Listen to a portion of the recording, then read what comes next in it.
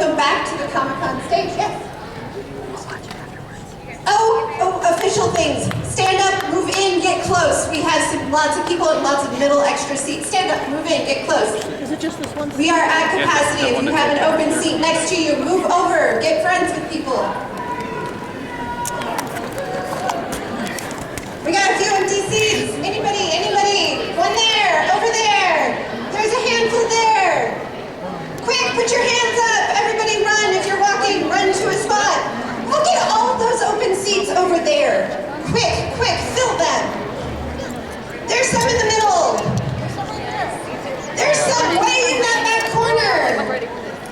I see a giant sword over there. I'm assuming he won't kill you if you sit next to him. I don't see her. Anybody else? There's still a few. Are we good? Yes, we're good. Quick, if you're walking, find a seat now. Faster! Their hands are up to say, come sit by me, be my friend.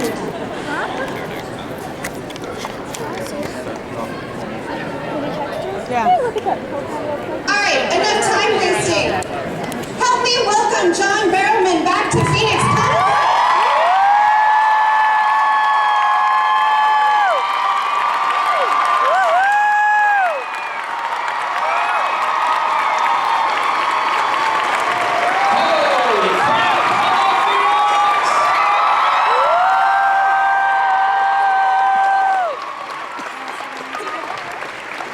Unbelievable. Hi. Hello. What's your name? Carissa. Nice to meet you, Carissa. You better get ready because you're going to be signing some happy shit today. Just before we go, can we turn the house lights up again? Because I want to put this online because I'm a big geek myself. Ready?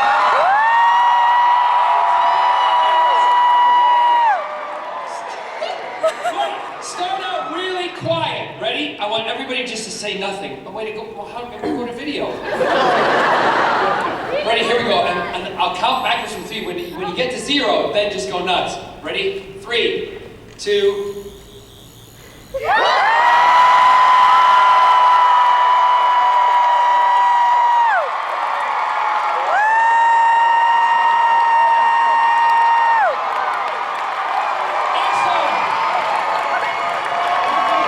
Great, guys. Thank you very much. Thank you. Well, it's great to be back. Second year in Phoenix. It's awesome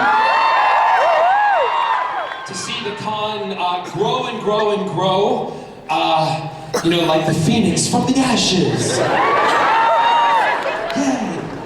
Yeah. You gotta keep moving, girl. Come on, son. Come on. I'm gonna get you to sign some good stuff later. Don't you worry. All of you who've seen my panels, you know that I like to have a great time. I can hit a little hard sometimes. I can be a little soft. That's what I like, you know. But we're never soft in our house. Right, Scotty? Anyway. By the way, Scott's down here in the front looking at me like, oh my God, don't embarrass me. Stand up.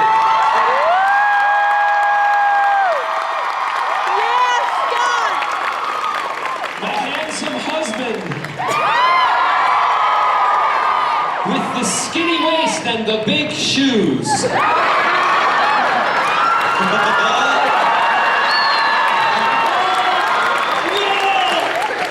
No!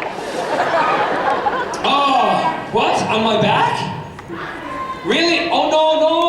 No underpants this year. No. Last year was underpants. You're sitting in your underpants right there. That was a view that I haven't seen in a long time. And by the way, you need to shave. Do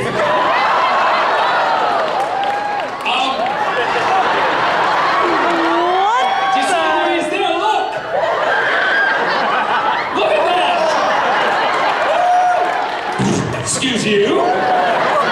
You know what I like in the panels to really have a good time. Everybody cut loose and goes. You can ask anything you want. Line up for your questions. I'm sure you're already there.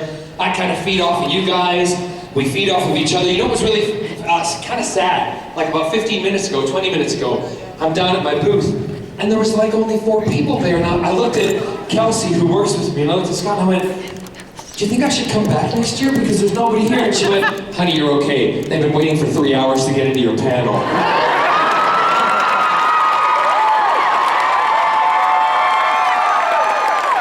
Awesome. So I expect to see you all down there. Great, so we're just going to start with the first question. From which side? Over this side? Oh, here. Hi.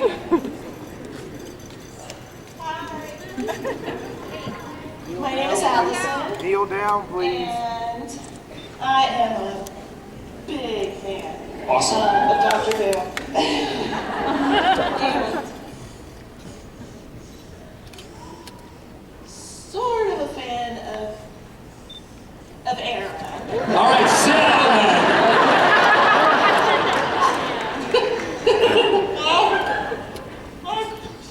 My question.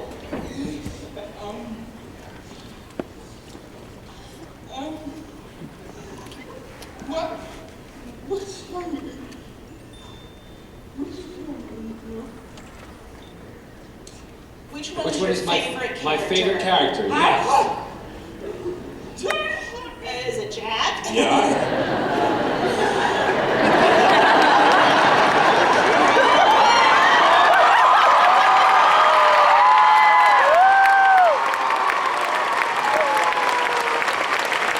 Obviously, I know who your favorite is.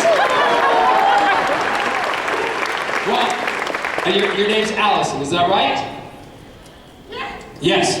Okay, Allison, for me, I really never answer favorite questions because once I say who my favorite is, that means that I'm stuck. They'll always say, well, you can't say this is your favorite, this is your best. But I'll tell you right now I know that you love Jack Harkness. Jack Harkness was the one who, I love Malcolm Merlyn, I like being a bad guy. I like playing Jack Harkness because he was a hero. But Jack Harkness changed my life. Captain Jack and all of you guys out there who love Captain Jack Harkness, you've given me the life that I have always dreamed of, and to that I say thank you very, very much.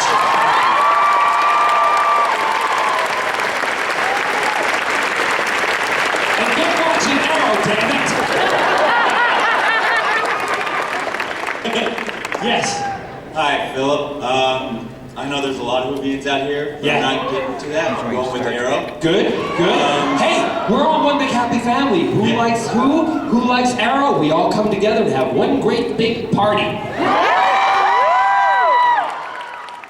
Second to last episode, while you were in the train station, you had a green vial necklace. Yes. Was that the Mercury? I'm not telling you what it was, but because my real name's Elphaba. And he's gonna drink it, and everything's gonna be wicked! I can't tell you. But that little green vial is there for a reason. Thank you. Yes. In Doctor Who, whose idea was it to come up with for Jack Harkness to be immortal, like can't die? Oh, I think, well, that was Russell, probably. Russell T. Davies, who wrote the series. Russell had, unlike American TV series, where they do have a little bit of an idea what they're going to do for the entire series, in Britain, when you make them, you have to have it written. So the tweaking gets done as you're going along, but it's not like in some episodic television, where they don't know what the next episode is going to be until, they're writing it as we go. So I think he had the idea that Jack was going to be immortal, or maybe it came up at the last minute because I was only expected to be in 5 episodes of Doctor Who, and that was in with the 9th Doctor with Chris Eccleston. And when all of a sudden I wanted to play Jack as somebody that you didn't really like, and that worked because people didn't like him at first. They thought, who's this selfish, arrogant, butthead who's kind of thinking about himself, and he's caused mummy situation, ruined everything. But then all of a sudden, they, as the time went on, the different episodes, as I got the scripts, I was reading them and going, I really want to make him likable. I want to change him. I want him to be part of the team. And that was what the scripts were saying. So then all of a sudden I got the script and I turned the page and it went, and he dies. Oh no!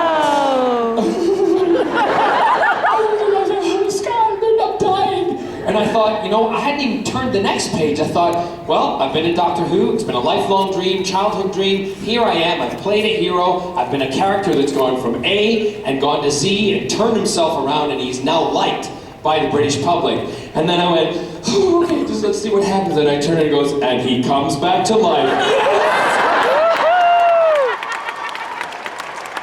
So I knew that if they left me, and then I was pulled in for a meeting and they said, you know, we want you to be in more, but we have to establish David Tennant as the Doctor because Jack's a very strong character. It would be unfair to bring a new Doctor in and have you kind of dominating, although I would love that over David.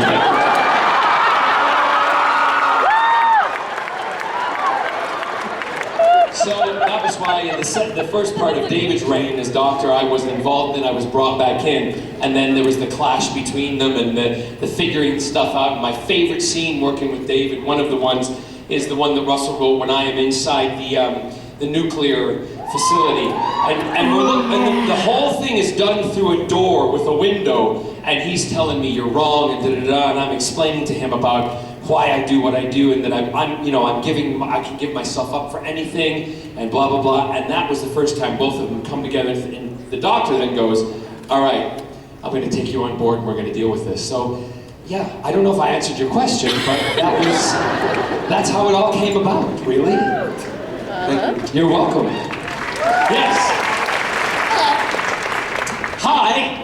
My question is, do you plan on doing more work with Misha Collins? Put it this way, I haven't worked with Misha Collins yet, but I intend to one day. He may not know it yet, but no, I'm gonna get involved with his, he does a scavenger. Now, I said I would do this at the last con I was at, but I really don't know what it involves, and a lot of you guys have been coming up to me at the table and stuff and telling me, which is great, but I need to get a team together of people. Any volunteers? Yeah! We will have a team Barrowman, and they will do a scavenger. I will kind of moderate the whole thing and make sure it's all done because I really don't have the time to run around and build dinosaurs out of maxi pads. I just don't. Right? But I love the idea that those are the kind of crazy things he comes up with because in a way, that's like me, a bit crazy. So just if you hit my website and if you follow me on Instagram, Facebook, Twitter, any of the social media sites, please keep checking it out because if you want to be part of the team, I'm sure the spaces are going to go very quickly, okay? And I want representation from all over the country or all over the world. By the way, I love Misha. He's called my Misha Man. Yes? Okay. Hi. Hi. I love you. I love that you love me. I love you, and you love me all the time. Just wanted to ask, between the cast and team of Doctor Who and Torchwood, which one did you enjoy more? Really? Really? They were both two different experiences because on Doctor Who, I was one of a team and David was the leader. And I was able to go into Doctor Who and kind of, in a nutshell, just to use this term, let my hair down and be fun and have a good time. While we got the work done, but I'm also saying as the character of Captain Jack. Jack didn't have so much responsibility on his shoulders. However, in Torchwood, I was the leader of the pack. And I was responsible for everybody around me, and also the same in the show. It was my show, and I was the leader, and treated it that way. So each of them have a really good, kind of taste for me of different types of things. And that was the thing as an actor, being able to play Jack, who was on Doctor who was roguish, flirtatious, Captain Jack Harkness. Nice to meet you. All that stuff. It was just great. And then on Doctor Who, it's like, on Torchwood, it's like, get out of my way, or I will kill you. Right? So completely two different characters, two different groups of people, and both equally as fun. The thing that's great about the Doctor Who world, once you are in it, and for those of you who have dreams about being in it, keep dreaming because it can happen. It happened to me. Never thought it would. boy doing musical theater in the West End and on Broadway, and all of a sudden, there I am, one of the iconic characters now in Doctor Who. You're a part of the Doctor Who family for the rest of your life. And those of you who watch it, you're all part of it too.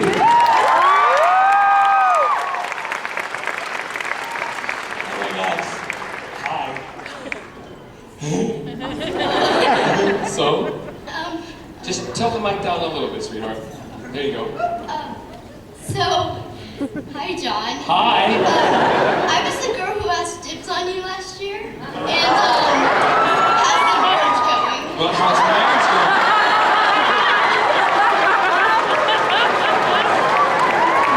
Well, now you've grown up.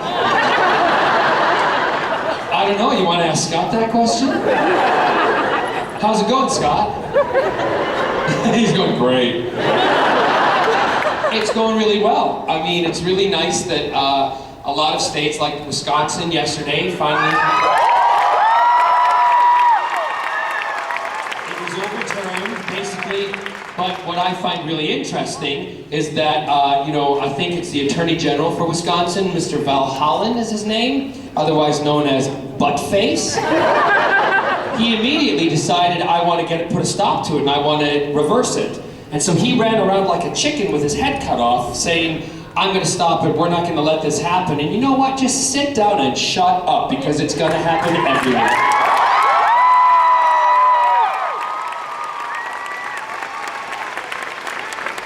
And y'all need to be vocal about it in this state, because it needs to happen in Arizona.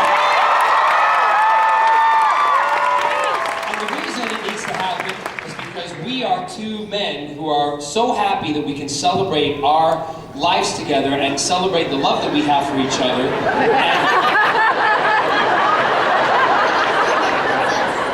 And can you be our princess? Yeah, remember the carriage and the... Remember? Yeah, I know. I have my own princess carriage. I just never pull it out of the garage. Yeah, but it's a way for, you know, for us, we finally are now able to celebrate who we are and the love we have for each other and not try to hide it or be ashamed of it. And that's the way it should be all over the world. Sweetheart, your generation, because that's the way you feel, your generation will make the biggest changes in the world. And don't you forget it. Yes! Hi, Doctor. Hey. Hey! That's Baz. Why am I doing this an awful lot lately? As I get older, am I getting camper? Am I getting gayer?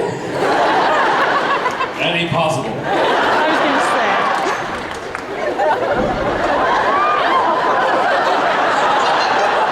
Yes.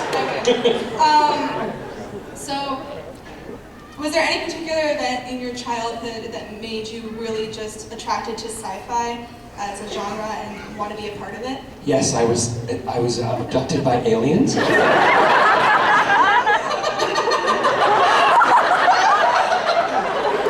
love that. If I was interviewed in a TV show, what got you attracted to sci-fi? Well, I was probed by aliens when I was young. And I thought it was one of the most, you know, ethereal experiences. And while I was on the planet, I felt my true inner alien was amazing. Amazing. They'd be like, what? But you don't get it, wouldn't you? My earliest sci-fi memory is when I was about 7, 8 years old, maybe 6, and I was in Glasgow, Scotland, where I was born. And yeah.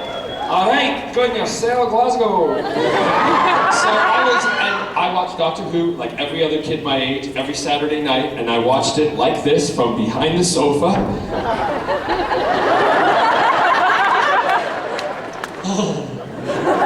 Slightly scared, but slightly excited because of what was happening. And I remember the first one that I saw, I think it was with John Barrowman and the Autons. The original, it was John Barrowman, wasn't it? Yeah. The original Autons, which were, for those of you who don't know, shop mannequins. They were extremely frightening because they were the 60s shop mannequins, and they stood there and then the figures just dropped and they killed people. My mother when I was that age, had to hide me in her coat when we were walking along the high street in front of stores. I said, no, Mom, I'm not doing it. Come on, son, I'm not going in front of the show because the dummy's going to shoot me. Everyone's shaking, no, because there's no doctor, he's going to shoot me, Mom, I'm not doing it, I'm not doing it, I'm not doing it. She cut me quick, go, ah!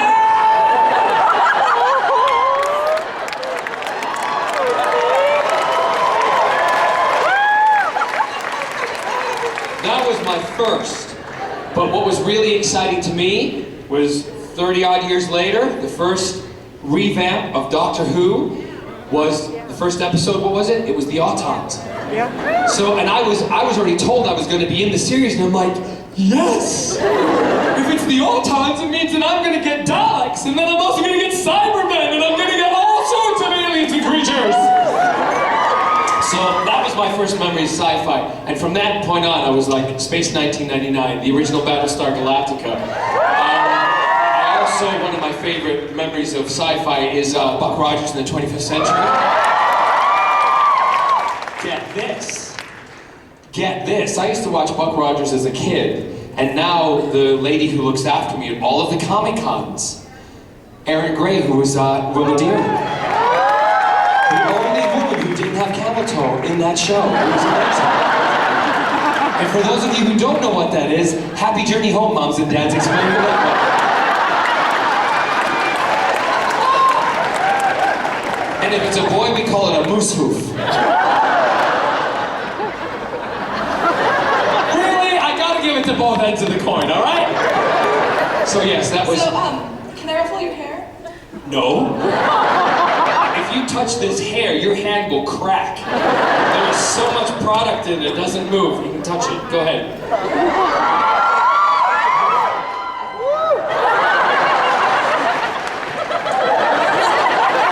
Do you want to do my armpit hair? Don't have any. Sorry, I've got allergies and my nose is running. Do you mind if I blow my nose? 1 second.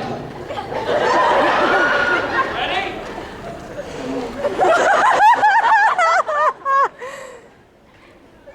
Right. That'll be on eBay in about an hour. Donating to a charity. Oh yeah, like that's frightened you. Next. Yes. Hello. Hello, Dolly. So, You forgot your question, didn't you? Too busy being cool saying hello. exciting meeting. But if you could play any character in the entire show, who would you be? If I could. In Doctor Who. Sorry. If I could be? Or play. Well, I don't need to play anyone. I'm one of the best ones there is.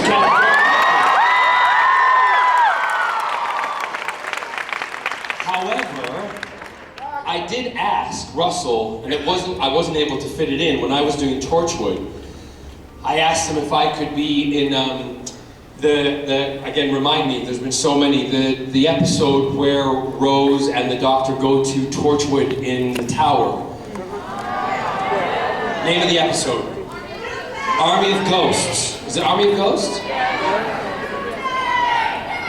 Doomsday. Okay, hold on, everybody shut me once. Don't scream at me. I don't remember the name of it. One person. It's 2 parts. Okay, the Army of Ghosts, and then second part was Doomsday. Got it? Lovely, we're all happy. Okay, so for me, I said to Russell, please, can I be in a Cyberman outfit?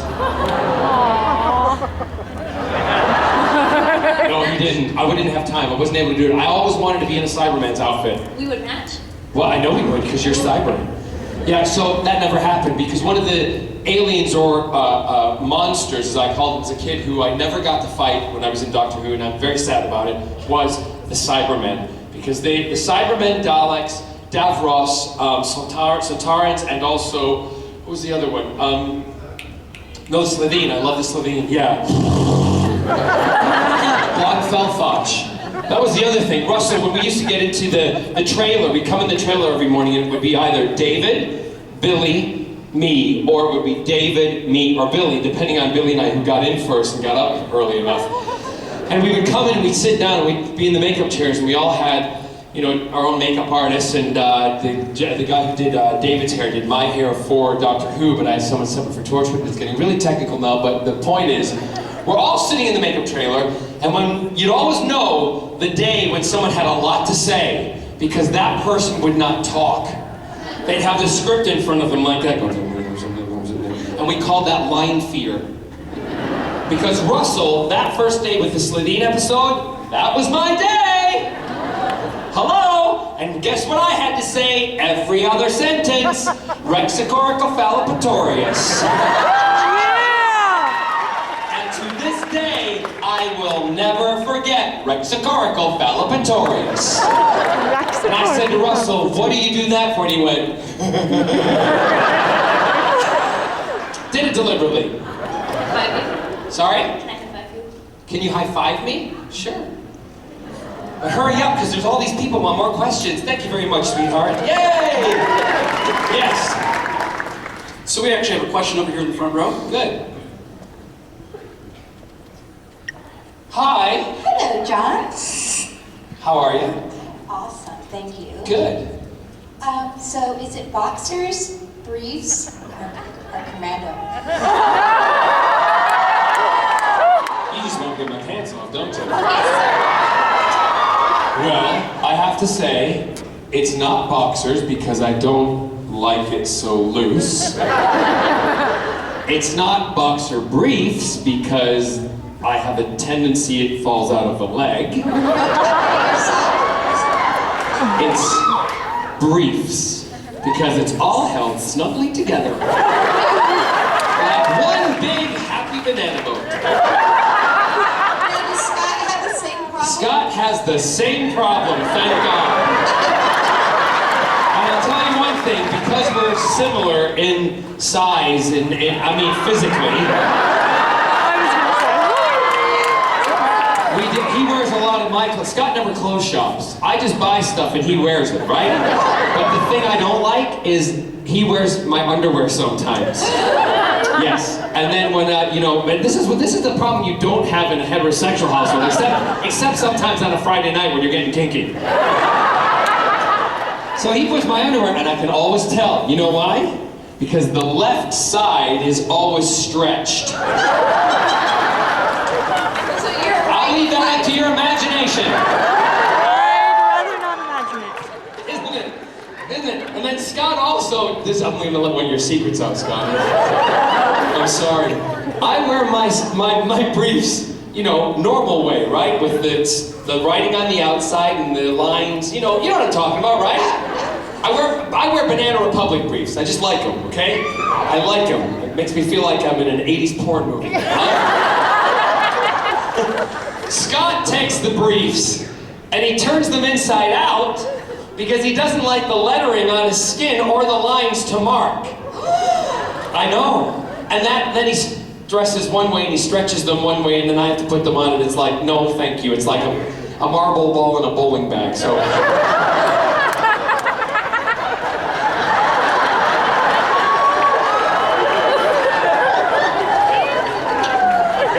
Why do you think we've been together for 21 years? Today, isn't it? Or next week. 21 years next week.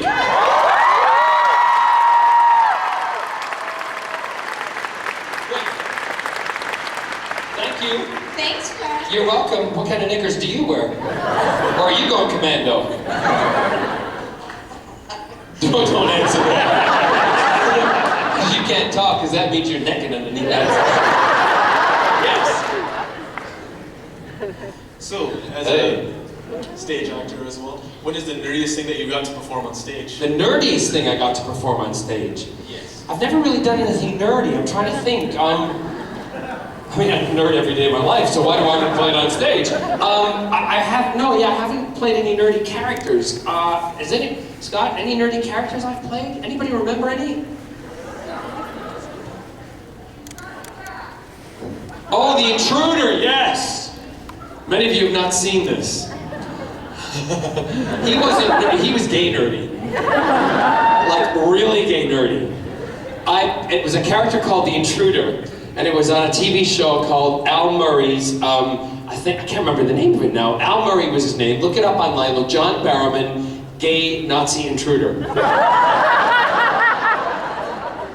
I say no more.